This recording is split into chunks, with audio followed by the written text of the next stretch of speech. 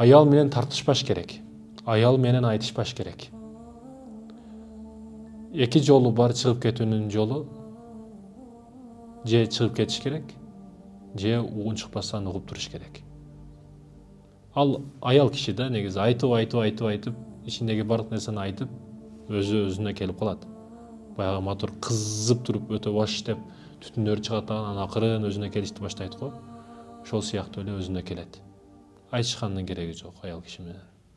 Аллах сизди жаман иш менен алек кылып коет. Ошого кызыктар кылып коет. Ошо менен ошол жолдо өлүп кете бересиң да. 1 грамм пайдаң коомго, өзүңө, эч кимге тийген эмес, ошол нафсиң менен кеткен болосуң карасаң.